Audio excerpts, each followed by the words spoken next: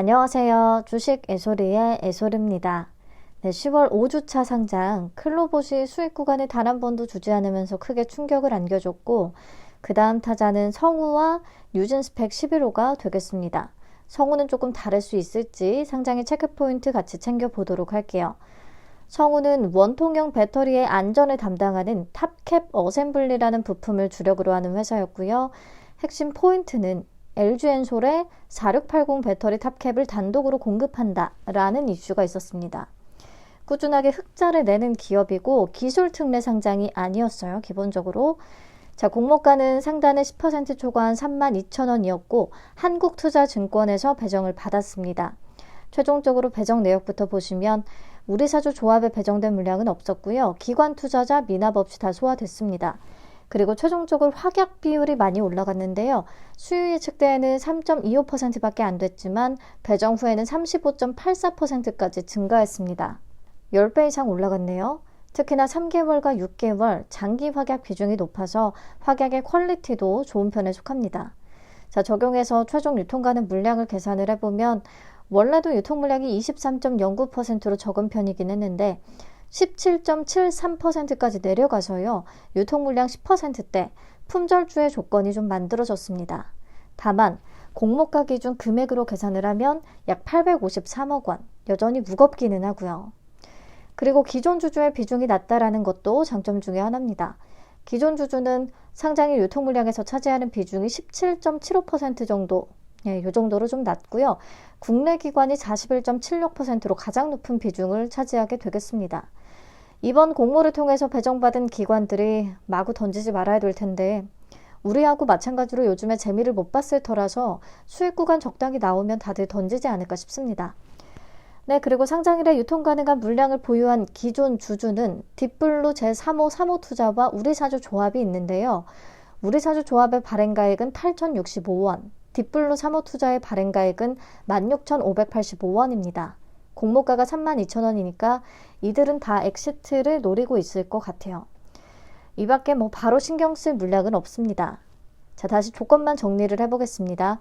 최종적으로 확약은 35.84%, 그래도 최근 중에서는 높은 편에 속하고 유통 가능 물량은 17.73%로 적습니다.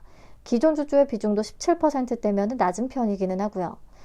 그래서 유통 물량의 조건이 좋기는 한데 금액으로 계산을 하면 약 853억 원, 여전히 좀 무겁고요. 시가총액 또한 약 4,815억 원으로 덩치가 좀 큰 편입니다. 그래서 가볍게 올리기에는 약간의 부담이 있을 거예요. 지금 더군다나 시메스, 웨이비스, HNS 하이텍, 클로봇까지 연속으로 신규 상장주에 대한 수급이 얼마나 약한지를 다시금 확인할 수가 있었잖아요. 특히나 시메스, 웨이비스, 클로봇은 적자의 기술 특례 상장이고 미래 추정치 기반의 공모가에서 상단을 꽤 초과했으며 기존 주주의 비중이 높았다라는 공통점이 있습니다. HNS 하이텍은 코넥스 이전이었고 기존 주주 비중이 거의 다였고요. 성우는 이들과는 상황이 조금 다르긴 합니다. 기본적으로 적자가 아니고 기존 주주의 비중도 높지 않죠.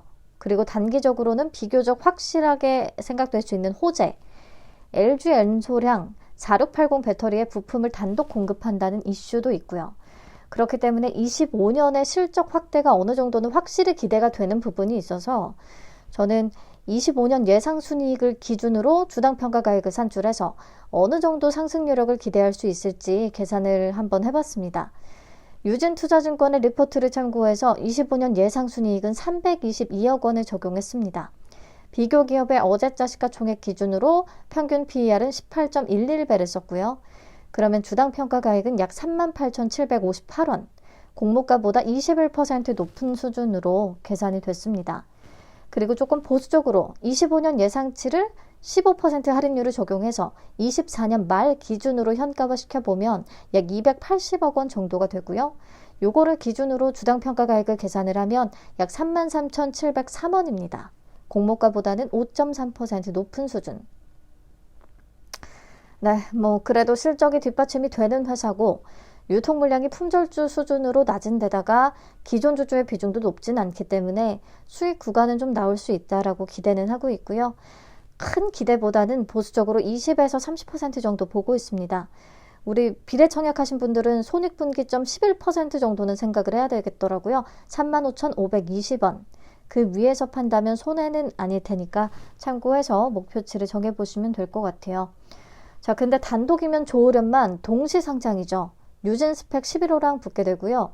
성우 자체만으로도 덩어리가 무거워서 초반에 성우로 수급이 조금 갔다가 스펙으로 이동을 하려나, 아니면 스펙은 그냥 별 반응이 없이 끝나려나, 반대로 최근에 일반 종목에서 계속 배신을 당하다 보니까 가벼운 스펙 쪽으로 수급이 오히려 몰려서 성우보다는 스펙이 움직임이 훨씬 더 좋으려나, 어떻게 미리 예상을 해보기가 어렵습니다. 항상 까봐야 알죠.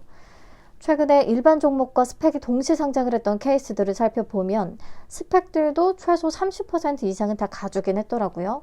근데 이때는 수급이 다 괜찮았을 때고, 지금은 분위기가 또 달라서 이번에 막 확신을 할 수는 없습니다. 아무튼 최근에 스펙들 상장일에 반응이 아예 없었던 적은 없긴 하거든요. 대부분은 고가 기준 50% 위까지 갔었다. 그래서 뉴진 스펙 11호도 뭐 30% 정도는 반응이 나와줬으면 합니다. 그 이상이면 더 좋고요. 뭐 그 정도만 가져도 엄청나게 가성비가 좋은 청약이기는 하거든요. 30%만 가져도 경쟁률이 낮았기 때문에. 그래서 비례까지 참여했다면 손익분기점은 한 8%, 2,160원 정도를 생각하시면 되겠습니다. 네, 내일은 오랜만에 아침부터 좀 활기가 돋는 하루가 됐으면 좋겠네요. 오늘도 에너지 넘치는 하루 보내시고요. 저는 내일 아침 상장 라이브로 찾아오도록 하겠습니다. 감사합니다. 안녕.